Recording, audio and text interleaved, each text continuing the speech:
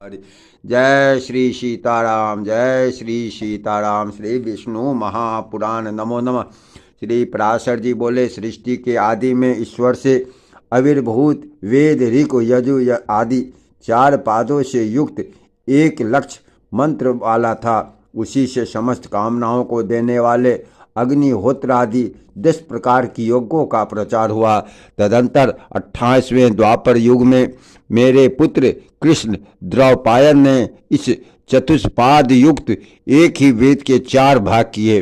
परम बुद्धिमान वेदव्यास जी ने उनका जिस प्रकार विभाग किया, ठीक उसी प्रकार अनन्य वेद व्यासों ने तथा मैंने भी पहले किया था। अतः हे ब्राह्मण, समस्त चतुर्युगों में उन्हीं शाखा भेदों से वेद का पाठ होता है, ऐसा जानो। भगवान कृष्ण द्वैपायन को तुम साक्षात नारायण ही समझो, क्योंकि हे मैत्रेय, संसार में भगवान नारायण के अतिरिक्त और कौन महाभारत का रचयिता हो सकता है।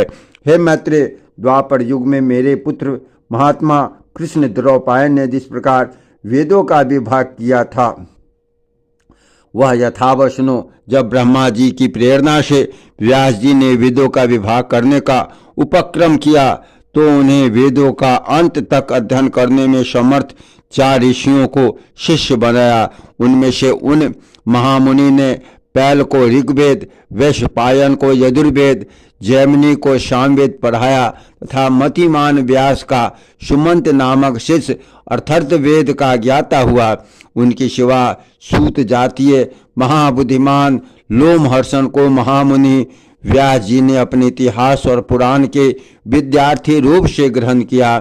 पूर्व काल में यजुर्वेद एक ही था, उसके उन्होंने 4 विभाग किए। अतः उसमें चातुर्होत्र की प्रवृत्ति हुई। उस चातुर्होत्र विधि से ही उन्होंने यज्ञानुष्ठान की व्यवस्था की। व्यास जी ने यदु से अर्थवर्ग के ऋक से होता के, शाम से उद्गाता के तथा अर्थवेद से ब्रह्म के कर्म की स्थापना की।